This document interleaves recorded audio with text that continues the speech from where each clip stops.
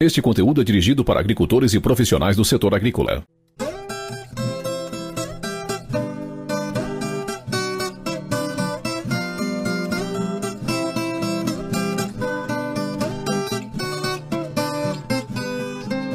Você está ouvindo BASF Agro, um podcast que cultiva legados.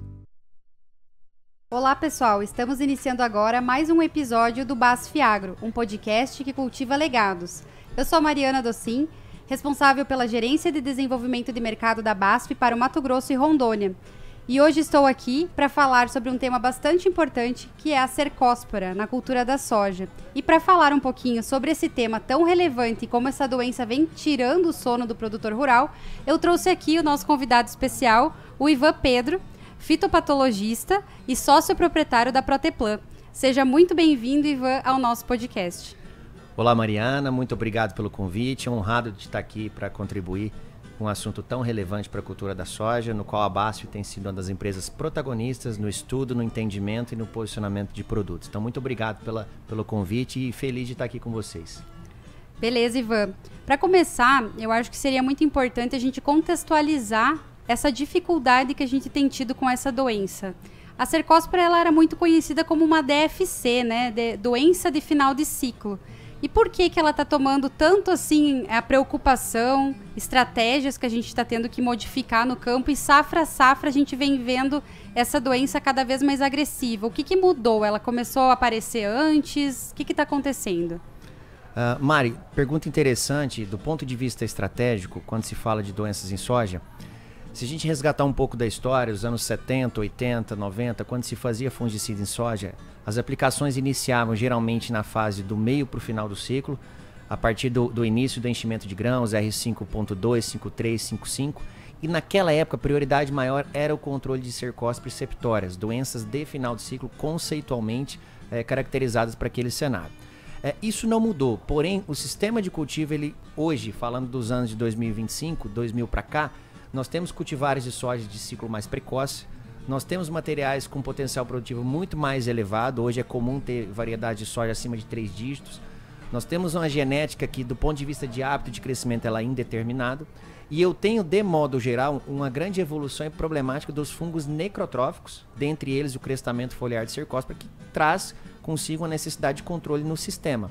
Então a cercóspora é um fungo que é transmitido por semente, infecta nas fases iniciais da cultura, portanto vegetativo, e a sintomatologia eu posso ver desde as fases iniciais, se eu tiver uma condição climática, interação genótipo-ambiente, como eu posso ver ao final. Então, por conceito, eu diria que é uma DFC que acontece no cedo. Eu gosto muito do termo DIC, doença de início de ciclo, porque eu preciso conter a epidemia desde o tratamento de semente, fase vegetativa e a fase final. E qual a importância de entender isso? O agricultor entender que cada aplicação é relevante e que eu não posso deixar a responsabilidade só para aquelas aplicações do final, considerando o que a gente aprendeu sobre doenças de final de ciclo. De modo geral, são doenças que estão na cultura da soja, muitas das vezes assintomáticas no início do ciclo e com sintoma mais evidente após a epidemia, que geralmente é na fase final da soja. Excelente, Ivan. Você trouxe vários pontos aqui que eu vou explorar eles um pouco mais a fundo. Mas o primeiro ponto, só para a gente entender um pouco mais sobre a característica dessa doença, por que ela é tão importante hoje no cerrado? Existe uma diferença da sintomatologia ou agressividade desse patógeno nas diferentes regiões do país ou ela acaba sendo, né, na mesma agressividade, causando as mesmas perdas de norte a sul? Muito importante sua pergunta, é pertinente para o momento que a gente está vivenciando. Eu diria, Mari, que hoje a cercóspora de maneira isolada, ela representa em média aí, perdas potenciais variando de 15% a 18%. Isso são dados sumarizados da Embrapa, da Proteplan e outras instituições. E essas perdas potenciais são em variedades modernas, que não trazem um nível de resistência genética alto, muitas delas com nível de tolerância, e que ao longo do tempo, pela exposição do material, os isolados vêm se adaptando. Em paralelo, por que essa doença tem se tornado talvez um grande problema, né? A principal forma de disseminação e introdução de novas áreas é pela semente. Então eu tenho aí o inóculo que sobra no sistema e o inóculo que vai através da semente para outros sistemas. E nós temos aqui, de modo geral, condição muito interessante para o fungo se adaptar. É um fungo que precisa de umidade para germinar, só que sobre condições de temperaturas elevadas, amplitude térmica, períodos de orvalho, eu tenho uma epidemiologia muito acelerada, ele é ativado por luz e calor. E as variedades, de modo geral, que trazem baixos níveis de resistência genética, contribuem para a manutenção do inóculo no sistema. Diga-se de passagem, é um fungo necrotrófico, saprófita, que permanece com estruturas ali dentro do sistema de cultivo. Em paralelo, existe um outro problema que você trouxe muito bem, que é a evolução dos casos de resistência. E aí eu digo que, sem sombra de dúvida, nós estamos isolando aí ao longo do tempo, selecionando indivíduos menos sensíveis aos produtos mais utilizados. Por exemplo, as estrobilurinas, o próprio FRAC traz um relato aí, um histórico da perda de sensibilidade ao longo do tempo. A gente tem uma performance variada entre as carboxamidas e também os triazóis. E aí a dificuldade de se estabelecer um controle, pensando que em modos de ação que foram efetivos no passado, alguns deles não funcionam também, como por exemplo os benzimidazóis, carbendazim, tilfanato metílico. Então, existem 3 desafios: resistência genética, perda de sensibilidade de fungicidas, essa é a primeira. A segunda é a resistência do ponto de vista da cultivar, trazer materiais que trazem um nível de controle. E a outra eu diria que seria o entendimento da dinâmica da doença e a necessidade de controlar do TS até a fase final da cultura. Nossa, Ivan, que robustez, né, de comentários aí sobre essa doença. Mas outros pontos importantes aqui que eu acho que vale a pena a gente falar para o pessoal que está nos ouvindo, que como estamos aqui no Cerrado, né? Essa doença, você falou que ela é muito guiada aí por umidade, ciclos de umidade e calor. Como é a nossa safra no Cerrado, né? Nós estamos aqui num clima totalmente tropical, então, validando tudo que você falou, ela é uma doença que a gente tem que se preocupar desde o momento que a semente cai no solo, pela problemática que muitas vezes a semente já é um veículo, né, desse patógeno. E a gente também vai cair num solo aí com essa semente que já é repleto aí de outros patógenos, além da própria cercóspora, que tem crescimento exponencial nessa fase aí, quando a gente se trata do ambiente como o cerrado, né? Sem sombra de dúvida. Retrata muito bem essa análise sua das condições favoráveis para o cerrado, e digo mais, eu vou além. Eu rodo bastante o Brasil, as áreas produtoras de soja. A gente tem epidemia de cercóspora no arco norte do Brasil, região do Matopibapá, Pará. Eu tenho cenários em que algumas safras ela é muito problema no sul do Brasil, Paraná, Rio Grande do Sul, partes do MS. E o centro-oeste, de modo geral, talvez é o grande berço dela para as cultivares modernas que estamos plantando. Você me perguntou anteriormente sobre as espécies. Eu acredito, Mário, os monitoramentos têm avançado muito, tanto das empresas, a BASF tem trabalhado proativamente nisso, o próprio FRAC e outras instituições. Eu acredito que muito da cercóspora quicuxi de hoje são isolados talvez mais agressivos, com períodos de latência diferente, com condições edafoclimáticas favoráveis, e o gatilho para que a doença controle ela é muito rápida, aconteça. Mas nós temos alguns indícios aí de outras espécies também evoluindo, como a Cercospora flagellaris. A gente tem uma outra espécie que chama biótipo Q, não detectada ainda, mas que está amplamente distribuída no Brasil, inclusive um trabalho com apoio da BASF. E outras mais, ou seja, a gente tem uma evolução de quicuxi, que é difícil controle, e a gente tem talvez outras espécies se diferenciando que possam vir a ser patogênicas aí num futuro próximo. Ou seja, o desafio não para e precisa ser uma doença na tomada de decisão hoje de qualquer programa de manejo para ser contemplada, muito além das outras que a gente já considera relevantes. Excelente, Ivan. E demais pontos que havíamos comentado, eu acho que vale a pena a gente fortalecer, né? Toda essa dinâmica da cercóspora, dificuldade, inclusive, de identificação de espécies, né, que estão desafiando princípios ativos, variedades, né, no nosso clima cada vez potencializando perdas. Então, todo esse entendimento a gente está buscando. E você falou pontos muito importantes antes relacionados a cada aplicação importa, que cada folha importa. A gente da BASF fala muito sobre isso.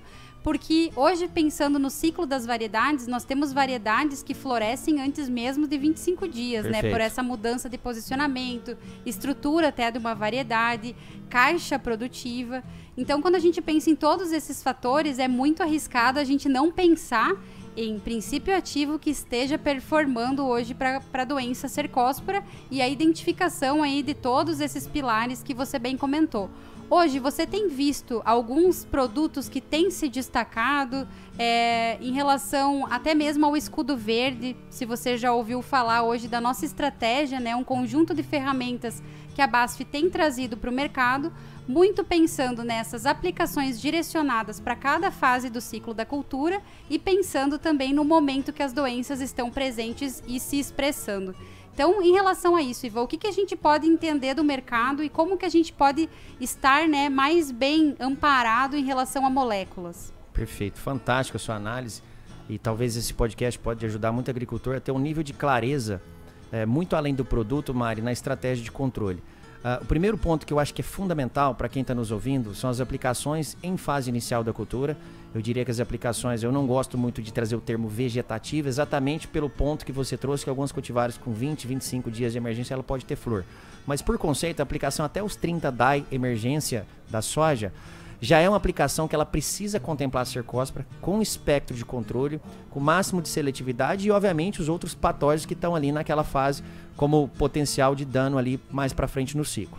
Entender que começar bem é uma necessidade, mas terminar bem também é uma prioridade. E terminar bem significa proteger a soja até R7.3, que é onde ela enche grão por excelência, e até ali eu tenho que ter o máximo de folha presa na planta. Como você disse, cada folha importa, eu não posso perder folha. Se cada folha importa e as cultivares produzem muito, eu complemento isso que cada aplicação importa, e dentro de cada aplicação a gente tem que lançar a mão de ativos que funcionem, principalmente para manchas foliares, e a cercospora é uma grande vilã nesse contexto, e que tenham também um atributo de controlar aquilo que é relevante para determinadas regiões do Brasil.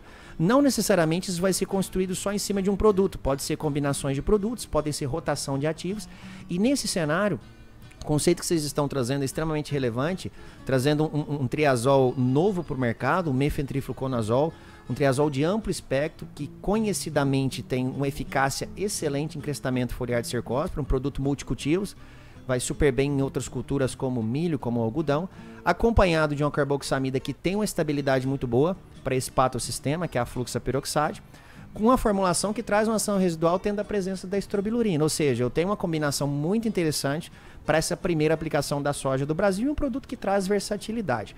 Bom, qual que é o ponto importante, né? Acompanhado dessa mistura, a gente rotacionar os outros ativos dentro do ciclo, lançando mão aí de outras carboxamidas complementares também, os fungicidas de ação multissítio, e protegendo a soja até onde precisa. E para proteger a soja eu preciso ter algo muito relevante, que é tecnologia de aplicação efetiva, momento de aplicação. E aí está um grande desafio da cercospora. A gente tem variedades que são suscetíveis, sob condições ótimas de evolução da doença, os intervalos têm que ser menores, com produtos bons. Eu tenho variedades no qual a latência do fungo é um pouco mais lenta, eu consigo gerenciar isso. Mas muita gente falha hoje no Brasil por não priorizar um fechamento de programa efetivo. São aquelas aplicações do final, onde a soja, na maioria dos casos, fica 20, 25, 30 dias descoberta. O agricultor pode colher bem, mas na maioria dos casos ele deixou 5, 6, 7, 9 sacos na conta da cercospora. Então, é super importante, Mariana, essa análise de começar bem, terminar bem e fazer um posicionamento estratégico em cada fase da cultura. Nossa, perfeito, Ivan. E eu estava aqui refletindo, né, o quanto que novos complexos de doença também têm trazido preocupação para o produtor, e acredito que muitos deles possam nos ajudar no manejo de uma doença foliar como cercospora. A gente passou aí já pela quarta, quinta safra, pensando no complexo de podridão de grãos, né, principalmente aqui na região da BR-163, Parecis, até mesmo Rondônia. A gente viu esse problema acontecendo e a gente viu muito produtor trazendo robustez para o seu manejo fúngico, porque ele via o dano da doença no momento da colheita. Perfeito. Então ele materializava, né, as suas perdas ao olhar o grão que tinha desconto lá no armazém. Perfeito. E como a gente teve uma aprendizagem em relação a isso? Porque muitas das doenças foliares a gente acaba não manejando, porque como você bem falou, a gente deixou de produzir às vezes 5 ou 6 sacas, né? E o Exato. produtor acaba não vendo. Então como será que a gente poderia alertar ou trazer informações para o produtor que ele é uma perda que ele acaba não vendo, porque o grão deixa de ser produzido, diferente de podridão de grãos, e que hoje, né, eu acredito que essa doença trouxe uma robustez e um conhecimento muito grande também para nos ajudar nesses outros complexos de manchas que enfrentamos há muitos anos, né? Sem dúvida, eu acho que uma herança, entre aspas, positiva das problemáticas que nós passamos aí do apodrecimento de vagens, de grãos, e essa complexidade de identificação, diagnose, foi o agricultor elevar a régua de controle em termos de investimento, necessidade de produtos de amplo espectro, uso de carboxamidas, adoção de um vegetativo mais intenso, e complementar isso não deixando de fora a prioridade de controlar as manchas foliares, que de fato são problemas todas as safras, em todas as regiões do Brasil, para quem planta soja. Então, nós temos num primeiro momento apodrecimento de grãos e vagens, que é um problema sério, particular de algumas regiões, e eu acredito que por condições edafoclimáticas, por fatores abióticos, por presença de inóculo versus diferença de altitude, talvez não seja um problema que em larga escala possa afetar o Brasil, mas nas regiões que ele acontece e adapta, ele é um problema sim, diferente das manchas, que já estão adaptadas nas diferentes regiões do Brasil e precisam ser contempladas nesse contexto. E aí você trouxe um dado muito interessante. Quem de nós aqui que planta soja ou que acompanha nunca vimos uma mancha púrpura na nossa lavoura, que é o dano secundário do crestamento foliar de cercospora? Quantos de nós aqui estamos colhendo soja, colhendo 80, 75, 78, felizes, porque é uma baita potencial produtivo, mas a cercospora de média tem perdas potenciais em peso de 1.000 grãos, que reflete aí até 12 sacos, dados de pesquisa que nós temos, para um custo de controle que geralmente não passa de um saco e meio, 1,8. Então, Mari, eu acho que tem sim uma necessidade de um maior investimento. O agricultor precisa também entender que quando vem produtos de amplo espectro com eficácia superior aos que estão no mercado, eles são necessários para a rotação de ativos, aqueles produtos mais antigos.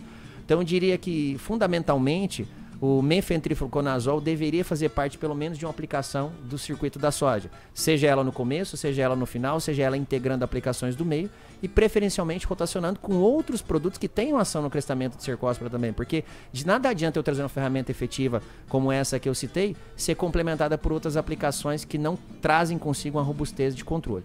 Então, trazer mefentrifluconazol para o sistema, fluxaperoxide, trazer o próprio combinação que vocês trazem também muito interessante para fechamento de ciclo, que é o fempropimorf mais o mefentrifluconazol acompanhado de multissítio. Só essa jogadinha na soja a gente já está elevando o nível de rotação de modos de ação.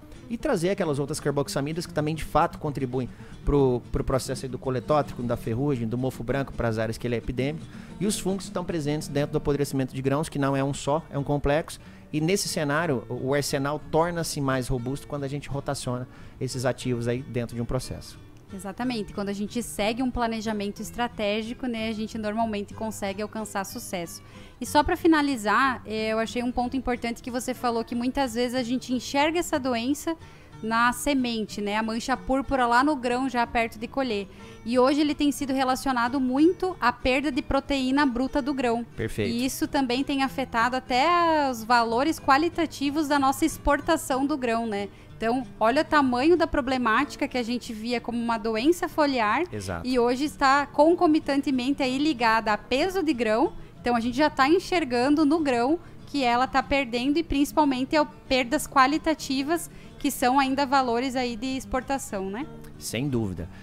Esse é um ponto muito interessante que você traz, porque a gente tem perdas do ponto de vista de potencial produtivo, números, né, quantidade, receita, e eu tenho perdas qualitativas de depreciação do produto. Esses dados mostram diferentes fontes confiáveis de 15% a 18% de comprometimento em teor de proteína, e tem um mercado que paga mais por isso. E eu diria o seguinte, Mari, talvez seja uma consequência do quanto o inóculo está alto no nosso sistema, e a gente precisa olhar o sistema como um todo. Tem produtos muito efetivos no tratamento de sementes que vão contribuir para elevar o nível de controle de cercospora. Diga-se de passagem, carboxamidas como fluxaperoxide na semente, o próprio fluopiran vem agregando aí dentro do sistema, entre outros triazóis relevantes. Então nós temos que olhar o tratamento de semente, a fase inicial da soja, fase de ciclo médio ali, meio da cultura e final como relevantes, e entender que o crestamento foliar de cercospora, que é consequência de um fungo necrotrófico, que tem uma habilidade muito ampla aí de colonizar diferentes espécies de plantas, e principalmente a soja, mas que também, depois que está no nosso sistema, ele vai permanecer por um certo tempo. Então, não necessariamente eu tive cercospora esse ano, eu posso não ter o ano que vem. Pelo contrário, a chance de eu ver ela todo ano na minha lavoura é muito alta, e por essa razão, ela tem que estar no nosso estratégia de controle. Perfeito, Ivan. Eu gostaria aqui de pedir uma dica ou um conjunto de dicas que você acha assim que o pessoal que está nos ouvindo deveria receber na hora de estruturar um manejo pensando nessa doença tão importante que falamos aqui, que é a cercospora. Bom, eu acho que é muito desafiador talvez a gente separar as doenças da soja, porque boa parte delas estão convivendo ali dentro de uma mesma fase, logicamente uma com potencial maior a depender da condição climática, da cultivar, do nível de inóculo que eu tenho ali presente. Mas sem sombra de dúvida, se fosse para colocar aqui num nível de prioridade, olhando o Brasil como um todo e Mato Grosso, eu diria que a cercospora hoje ela assume uma importância tal qual é a mancha-alvo para nós, em termos de dificuldade de controle, potencial de perdas, e com poucas ferramentas de fato eficazes que trazem espectro e seletividade. Se eu não consigo separar essas doenças de fato, e isso é um desafio, Mari, porque a genética hoje traz para nós certos níveis de tolerância ou suscetibilidade, eu preciso contemplar o complexo em cada aplicação. Mas onde eu não posso abrir mão que eu perco por cercospora, aplicações robustas em fase vegetativa e fechamento da cultura. Se eu acertar as pontas do programa e combinar ferramentas estratégicas no meio do programa, eu vou conseguir conviver com bons níveis de controle e uma curva menor de progresso dessa doença dentro do ciclo. Quais são as minhas dicas aqui? Primeira delas, conhecer a genética, cultivar que o agricultor está plantando. A genética acompanhada de uma semente com boa qualidade fitossanitária, patologia de semente boas, germinação em vigor. Segundo ponto, um tratamento de sementes efetivo que traga consigo espectro de controle para a cercospora e outros fungos que são problema nessa fase. Por exemplo, Fusarium, Rhizoctona, próprio Fitófitro e outros mais. Vegetativo ele é necessário, ele é mandatório para bons níveis de controle e eu lançaria a mão de aplicações mais interessantes, de melhor investimento já na fase inicial. Costumo dizer que quem tem um vegetativo bem feito erra menos e tem um sono mais tranquilo. E, inevitavelmente, eu protegeria a soja até a fase final, contando que essa última aplicação até o ponto de dessecação, ela não pode passar mais que 20 dias de período desprotegido, senão eu posso ter uma brecha para a cercospora levar. Então, no final do dia, quais são aqueles triazóis que mais me ajudam na cercospora? Eu tenho o mefentrifluconazol que está no grupo de cima, ele precisa estar em uma aplicação. Quais são as carboxamidas que têm espectro, que vão rotacionar muito bem com os outros produtos do mercado? O Fluxa faz parte desse cenário. Quais são os fungicidas de ação multissítio que necessariamente precisam estar ali? O clorotalonil é um grande pilar de controle, pelo menos em uma aplicação. Tem seus benefícios, assim como o Mancozeb tem sobre manchas, seletividade, e o próprio cobre como um bom parceiro aí dentro do cenário. E tudo isso dentro de um programa, como é que eu priorizo as aplicações por cada fase da cultura, sem deixar de lado a relevância do momento, do intervalo e tudo mais. Moral da história, para fechar, a soja compensa. Tudo aquilo que a gente investir de uma maneira estratégica, eu tenho bons níveis de retorno. E boa parte da nossa receita, querendo ou não, está ficando na conta da cercospora de uma maneira silenciosa. Então, que esse podcast ajuda muita gente a mudar um pouco o nível de consciência sobre a importância desse patógeno. Muito obrigada, Ivan, por tantas dicas valiosas. Acredito que esse podcast, sim, para quem está nos ouvindo, vai trazer uma grande valia aí para sua caixinha de ferramentas e vai refletir muito sobre as próximas decisões que vai ter para a próxima safra. Então, gostaria de te agradecer, Ivan, pela tua parceria de sempre, pela riqueza das tuas informações e pelo trabalho que você, juntamente com a Proteplan, tem realizado, principalmente para preencher essas lacunas que a gente tem em relação às doenças aí e todas essas problemáticas que a gente vem enfrentando em todos os cultivos. Então, meu muito obrigado novamente. Prazer para nós, uma honra estar aqui conversando com você, com os agricultores e telespectadores. E parabenizar a BASF por estar investindo tanto esforço em inovação, em desempenho em formulações, em modos de ação novos. Logo, logo chega mais novidade para o mercado, que vai elevar ainda mais o nível de controle de cercospora. E dizer para o agricultor que no final do dia, as ferramentas bem implementadas com posicionamento correto, ele vai conseguir conviver com bons níveis aí, de doença a ponto de não ter dano econômico e colher muita soja. E não deixem a cercospora de fora desse planejamento. Isso aí, pessoal. Para quem está nos assistindo, nosso muito obrigada. E para saber de mais novidades da BASF, nos siga nas redes sociais. Um abraço.